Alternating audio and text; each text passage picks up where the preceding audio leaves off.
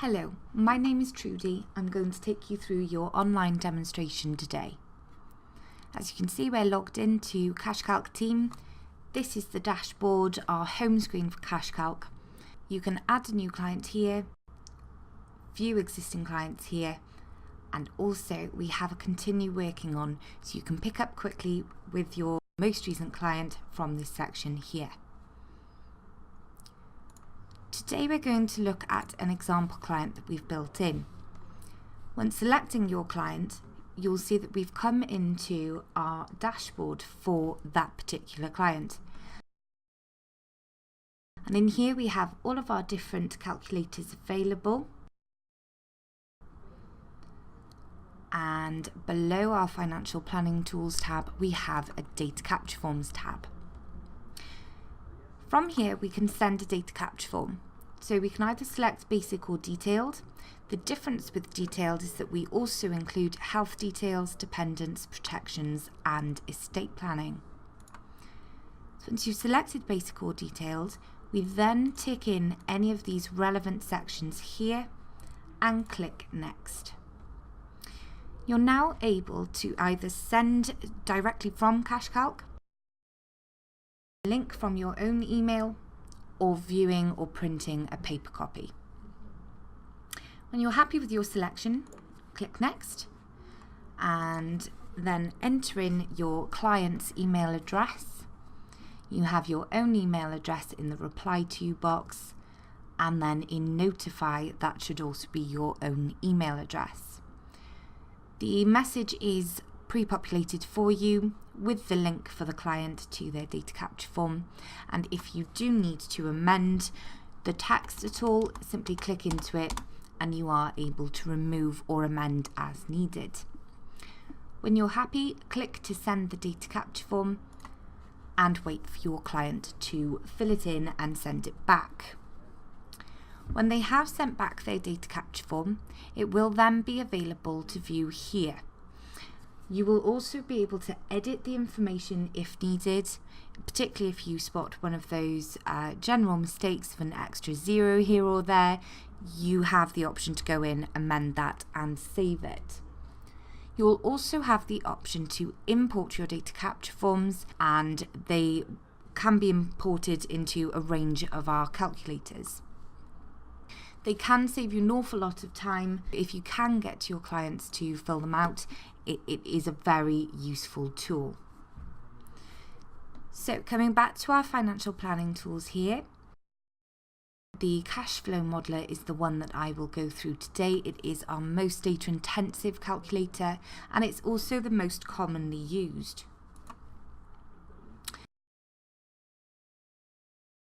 So coming into our cash flow model, what we would do first is to create a current situation. So in that, we would build the client exactly as they are right now without making any financial changes whatsoever. So firstly, we have an assumptions page. So at the moment, we have a default inflation rate of 2%. You can change it if you need to, either just type into the box or use this slider here. We then enter in our client's retirement age or their desired retirement age, and in this case we've chosen to use 67 as this is this particular client's state pension age. When you make a change to anything on this section, please remember to click the Save Changes. It may not pull through if you forget. So in savings pots then, we have the current account. This is a default pot, and into this, any incomes that the client has, they come into this pot first, and also any income that comes in and isn't spent will be siphoned off into this current account. If we open this up quickly, you'll notice that we've got a 0.5 investment rate in here. It's taking into account 2% for inflation.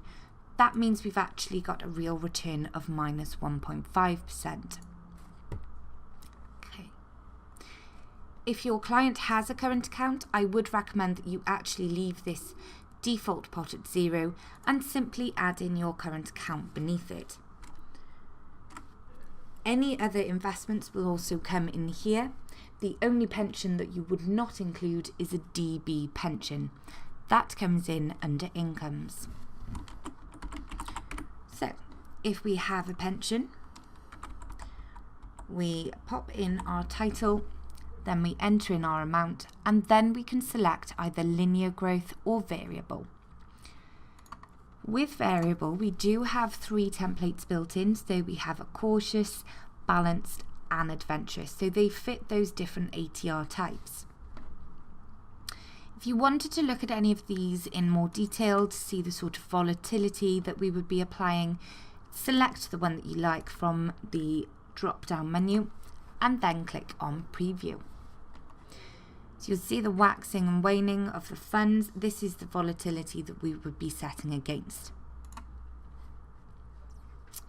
If it is a pension, we also then tick this box, and then we are able to add in a default tax rate against the pot.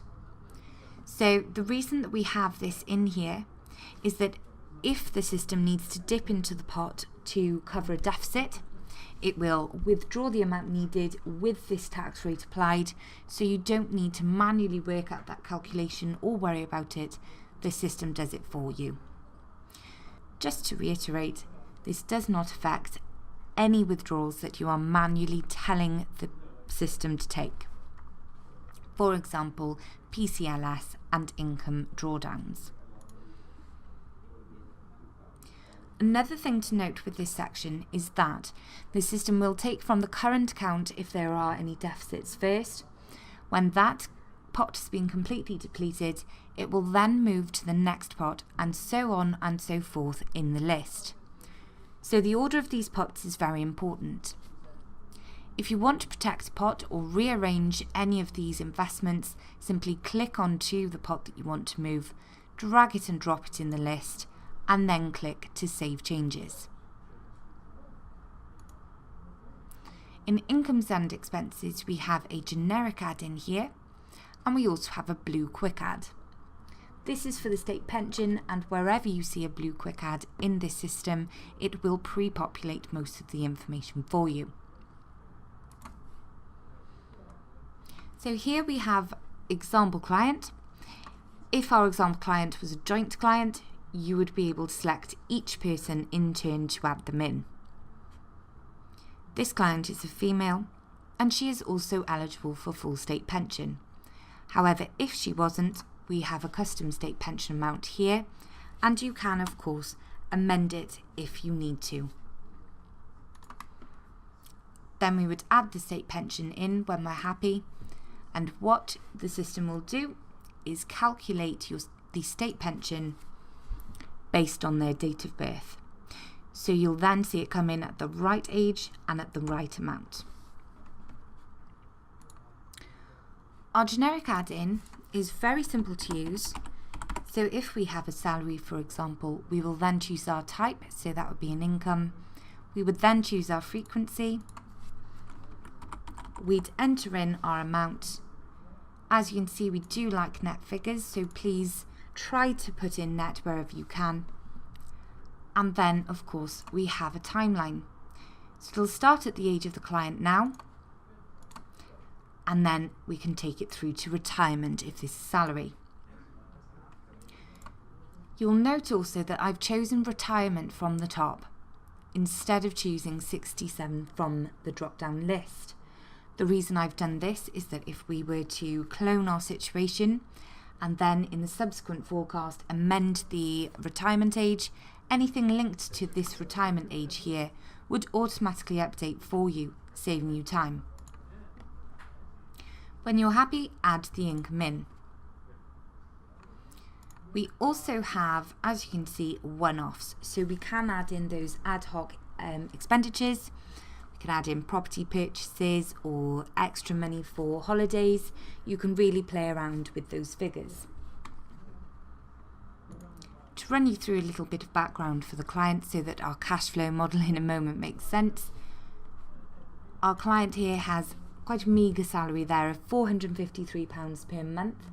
She is working part-time following a recent redundancy, and she also has a 14-year-old child.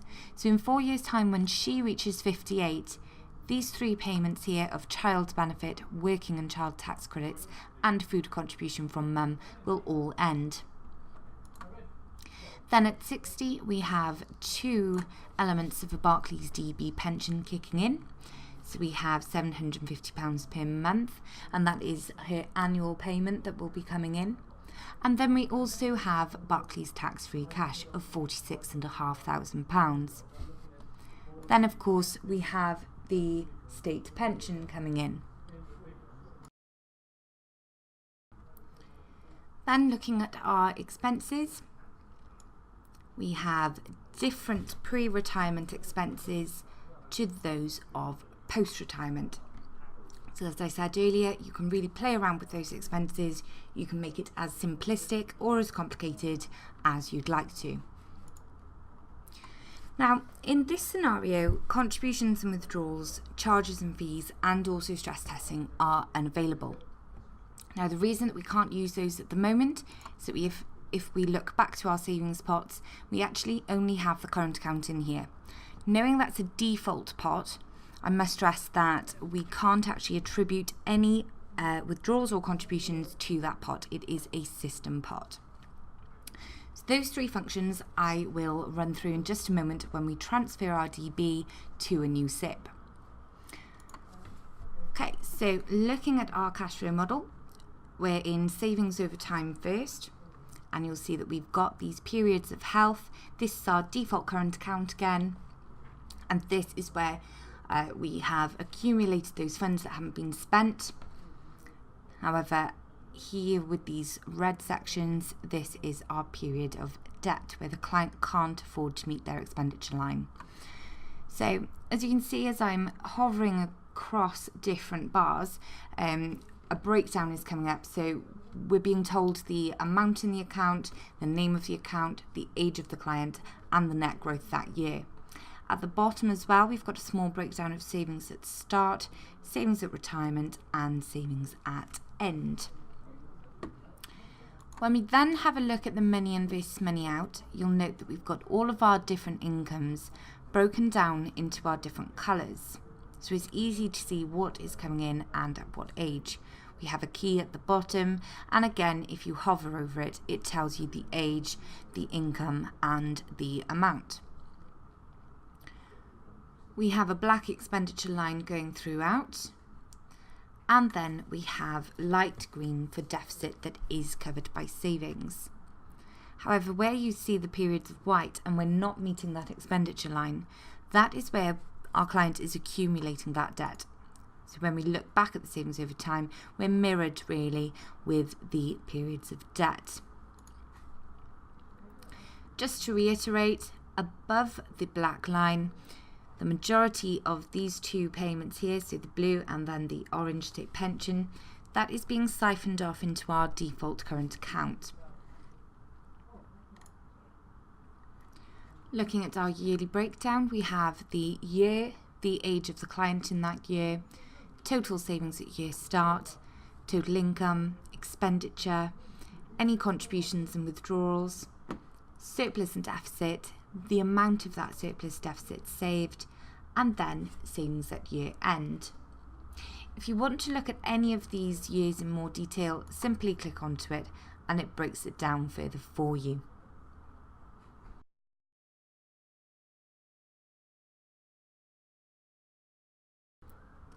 Okay, transferring our DB to a new SIP.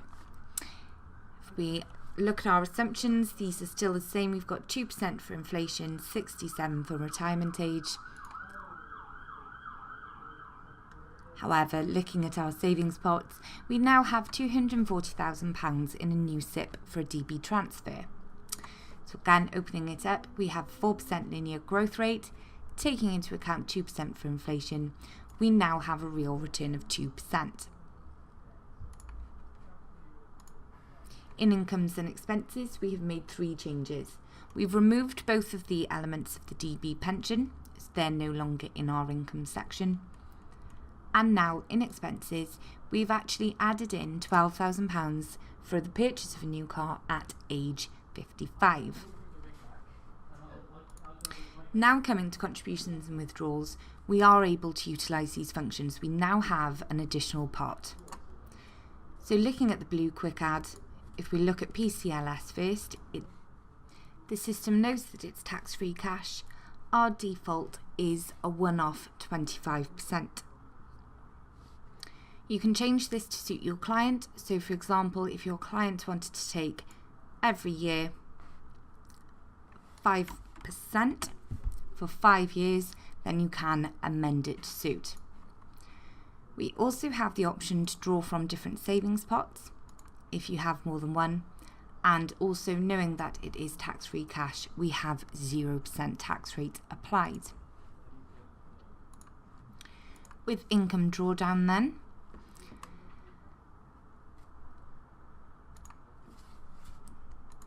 in this instance, if a client had only a state pension coming in at age 67, we could automatically assume that we have roughly 3,200 remaining of the tax-free allowance.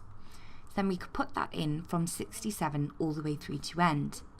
We would again choose our relevant pot, but instead of drawing at 20% tax rate, we would draw at a custom rate of 0, because this is within their allowance, and add the withdrawal in.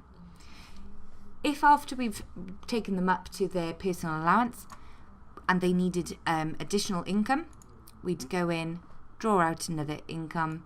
Again, feel free to put whatever you need to in the description. If this is for extra holidays, something like that, add it in. It's nice to have that personal touch for the client. So we choose our type, so in this case it'd be a withdrawal. Choose our frequency, amount or percentage again. So in this instance we'll have 5,000, and we'll take it from 67 through to 77. So they want an extra 5,000 per year for the first 10 years of retirement to go towards holidays, extra socialising, that sort of thing. Again, we choose our relevant pot, but now we would actually draw at a 20% tax rate. We do have the custom rate available, so if for any reason we're going to be looking at a higher rate tax band or a custom rate, we can easily add that in here and add the withdrawal.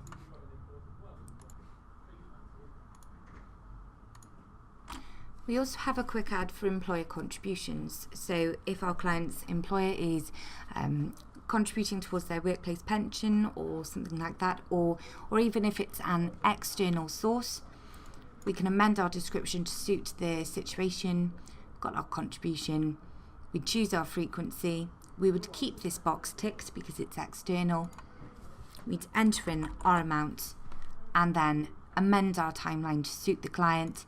We'd choose our relevant pot and add the contribution in. However, if the contribution is actually from our client instead, we would change our description to suit and we would untick that external box. When we do that, this message appears, so personal contributions to the pot will be grossed up by 20%. This message actually only applies when the client is contributing to a personal pension pot. If they're contributing to a current account, ISA, bonds, anything like that, that message won't appear. This applies only to pensions. The generic add-in works similarly to the generic income and expenses. So we'd add in our description, we'd choose our type, we'd add in our frequency, choose whether it's external or not, add in our amount, choose our timeline, choose our relevant pot and add the contribution in. Charges and fees, we'd select our red box here, we'd add in our title, and this is where we can put in advisor charges, fund charges, platform charges, that sort of information. However, some IFAs like to account for them in the growth rates. So it's up to you how you want to display your information, but we have the option to add it in here. Now looking at the cash flow model, you'll see that in our savings over time, we now have two blocks of colours. So we've got our green current account, that's our default pot, and then above it we have our new SIP. As you can see, it's very healthy. We actually don't have any red periods of debt whatsoever, unlike the first scenario. And when we look at our money in versus money out, similar sort of picture, the main difference being that we now have our green for the deficit being covered by savings going throughout the way. We also have a spike in the expenditure. That is that new purchase of a car, £12,000 at age 55. Year by year breakdown works exactly the same, the only difference being that now we might have contributions and withdrawals because we've got that additional pot. Now we're free to stress test our situation. So what we would do in order to stress test is clone our situation first. So up here on the right we have an addition sign.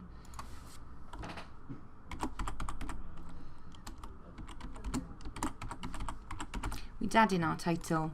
We would choose which of our forecasts to actually clone. In this case, if we take through the 4% growth and add it in, because that's the situation we were just looking at, now we have an exact replica of that scenario. So we'll now go down to stress testing. We'll click to simulate a market event, and on the top left we have a drop down with 5 different examples built in. So we have a market crash of 2008 at the top. That's a worst case scenario. There's no recovery built into that template. We then have a dot-com bubble, so that's slight market recovery. We have a FTSE 100 custom time frame. In this, it's quite a large template, and you can pick and choose when to start it and when to stop it. We also have 2 10-year templates, so there's 7% average returns, one starts well and one starts poorly. So for this purpose, we're going to choose the worst case scenario with no market recovery. We then choose our starting age. So in this case, if she's retiring at 67, knowing it's a 3-year event, I'm going to start it 3 years prior at age 65. In affected savings pots, if there's any pot that you don't need to pull through, for example, a cash ISA, you would simply untick the box and it won't pull it through. When you're happy with this information, click to run the simulation, and this is your chance now to check that it's all sitting at the right time for you and that you're happy with it. So where I'm hovering my mouse, I can see that at age 67, the new SIP for DB transfer pot is being affected with a minus 34.91 drop. This is correct, and I am happy, so I'll apply the change and close. If I wasn't sure and I wanted to reapply the test with different ages, I'd click reset and go through the motions again. Okay, as you can see straight away, we've had quite a dip against our funds. To look at it in more detail, we just go into the cash flow model, have a look at the savings over time. As we're going along, you can see we've got a 4% growth rate, all the way up until the first year of our market event. So we rise by 6.56%, then drop by minus 4.65%, and then we plummet in the third and final year. So it's minus 34.91%. As you can see, it's made a dramatic impact there. We've plummeted with our funds, and now we're actually looking at 10,445 at the end. In our previous scenario with this 4% growth, we had over £100,000 there at the end. So she had a huge impact, and if we replicated this stress test on a 2% growth, our funds run out very early at around age 81, 82. Stress testing can be very, very powerful. Okay, so to create a report, it's on the bottom left-hand side. This is where we can choose which of our scenarios to pull through into our report. To pick and choose which ones you want to pull through, just click onto the blue boxes on the right, and then you can either have a Word report or a PDF. So I've selected to have a PDF report, and if you are a premium user or are going to be a premium user, wherever you see CashCalc on this report, it can be replaced then with your own company branding. Okay, so we've got our client's name here. We would have the advisor name and then the company name. We then give a brief introduction for the client as to what cash flow planning is. We then list each of our scenarios in turn, and then we go straight into our current situation, or the first forecast you've included. We give some assumptions. We have our savings and investment pots with their starting value, our incomes, expenses, our money in versus money out diagram, savings over time, and then the shortened year by year breakdown.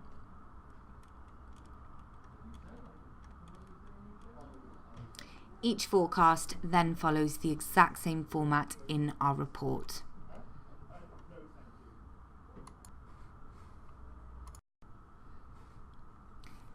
Now you've seen everything to see for the cash flow modeler.